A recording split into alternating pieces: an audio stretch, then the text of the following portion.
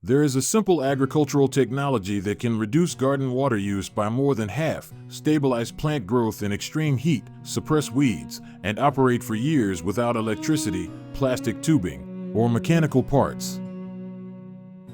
It requires no pressure regulators, no timers, and no pumps. It consists of a single unglazed clay pot buried in the soil. This technique is commonly known today as olla irrigation, and it is not new. It is ancient. Variations of buried clay pot irrigation have been used for over 2,000 years across China, North Africa, the Middle East, and the Americas. In regions where rainfall was unpredictable and water had to be carried by hand, farmers developed a system that delivered moisture directly to plant roots with remarkable efficiency. The question is not whether it works. The question is why it disappeared from mainstream practice. To understand that, we need to look at both its history and its physics. Archaeological findings show that buried clay pot irrigation was used in ancient China more than 2,000 years ago. Similar systems appear in Roman North Africa and across arid regions of the Middle East. In Mesoamerica and the American Southwest, indigenous farmers buried unglazed clay vessels, called ollas, meaning pots in Spanish, to grow maize, beans, and squash in dry soils. These communities were not experimenting with novelty. They were solving survival problems. In climates where water evaporates rapidly and rainfall is inconsistent, surface irrigation is inefficient. Water poured onto the soil quickly disappears through evaporation or runoff. Salts accumulate. Roots remain shallow. Crops suffer. The buried clay pot offered a different solution. Instead of watering the surface, farmers delivered moisture directly into the root zone underground. The clay itself regulated the flow. This was not a primitive workaround. It was a highly refined response to environmental constraint. The effectiveness of this system rests on a simple physical principle. Porous ceramic materials allow water to pass through them slowly under pressure gradients. Unglazed terracotta contains microscopic pores. When a clay pot is buried in soil and filled with water, the moisture inside does not simply leak out freely. Instead, water moves through the pores in response to soil tension. When surrounding soil is dry, it exerts suction. This suction draws water outward through the clay wall. When the soil becomes moist, the pressure equalizes and the flow slows dramatically.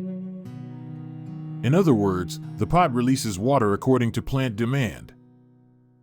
This is why the system is often described as self-regulating. There are no sensors or electronics involved. The regulation emerges from basic soil physics and capillary action. Because the water is delivered below ground, surface evaporation is minimized. The top layer of soil often remains dry, which suppresses weeds and reduces fungal disease. Meanwhile, roots grow toward the pot, wrapping around it as they seek consistent moisture. Over time, the plant forms a deep and stable root network. The result is a plant that experiences less stress, especially during heat waves. Modern irrigation methods often lose a surprising amount of water. Sprinklers distribute moisture into the air, where wind drift and evaporation reduce efficiency. Even drip irrigation systems, while far more efficient than sprinklers, still operate at the soil surface, where heat can cause moisture loss. Buried clay pots eliminate most of this waste. Water never sits exposed on the surface. It moves directly into the soil matrix where roots can access it.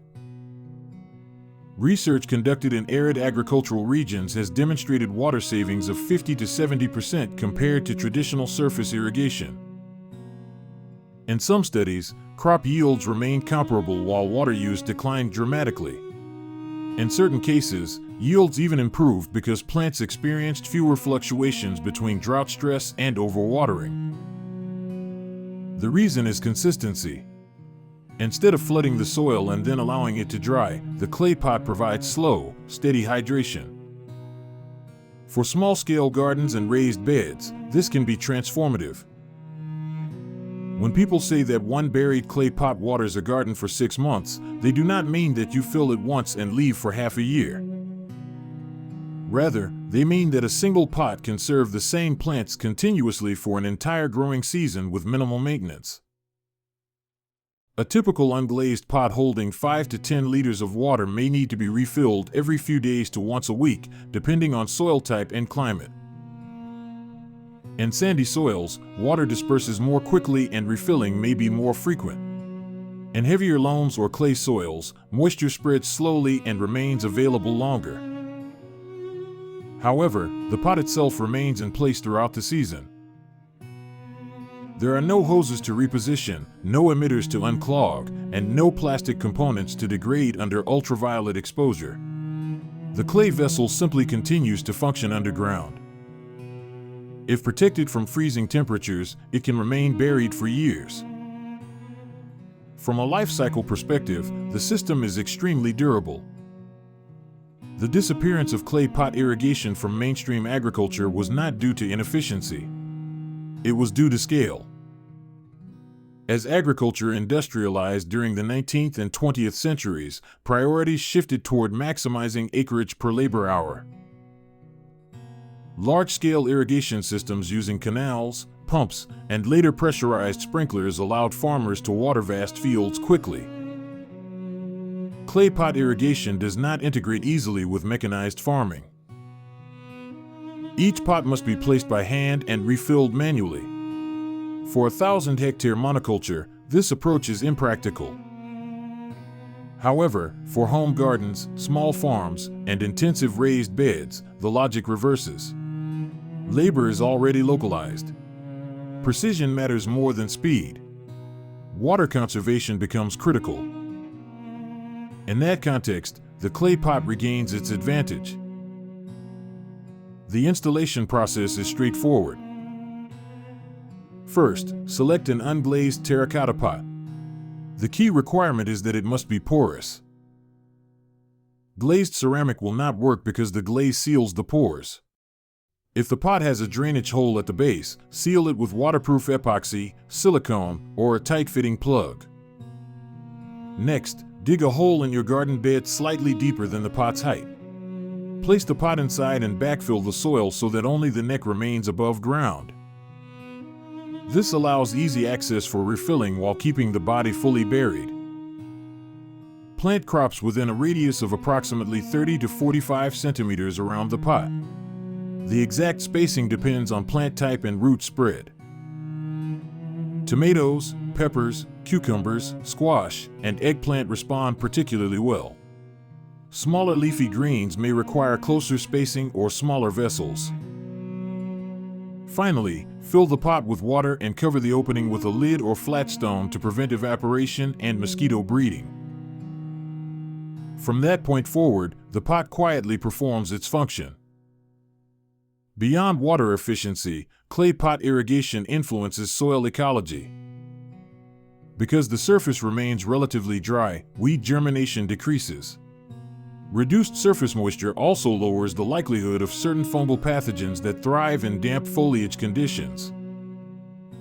More importantly, consistent subsurface hydration supports stable microbial communities. Soil organisms benefit from reduced fluctuation between saturation and dryness. This stability can improve nutrient cycling and overall soil structure over time. Plants grown with this method often develop deeper root systems, increasing resilience during extreme heat events. In climates facing water restrictions or prolonged drought, these secondary benefits become significant. Technologies are often forgotten not because they fail, but because they become invisible. A sprinkler announces itself. It rotates. It sprays. It produces sound and motion. It looks modern. A buried clay pot produces no spectacle.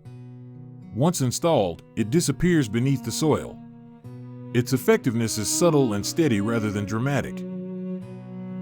As societies moved toward centralized water infrastructure and plastic manufacturing expanded, irrigation systems became standardized around tubing, pumps, and pressurized delivery. The simplicity of clay felt outdated in an era obsessed with mechanization. Yet in many parts of the world, smallholder farmers never abandoned it. The method persisted quietly where water scarcity made efficiency non-negotiable. Today, as climate variability increases and groundwater depletion becomes a global concern, the logic of localized, passive irrigation reemerges. The clay pot was never obsolete. It was simply overshadowed. This system is not universally ideal. In very cold climates, freezing soil can crack terracotta if left buried through winter. Large fruit trees may require multiple pots. Extremely sandy soils may require more frequent refilling. It also requires manual monitoring. Unlike automated drip systems, it does not operate unattended for extended absences unless rainfall supplements it.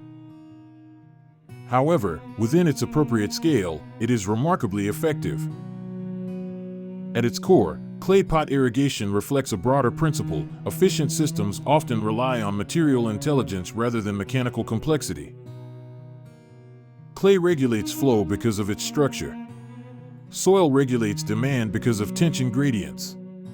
Roots grow toward moisture because of biological design. The entire system functions without external energy input.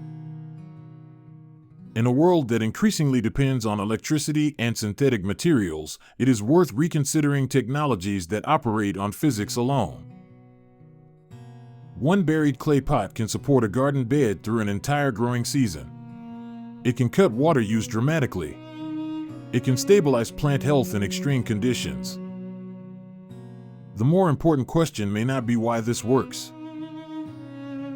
It may be why we assumed we needed something more complicated.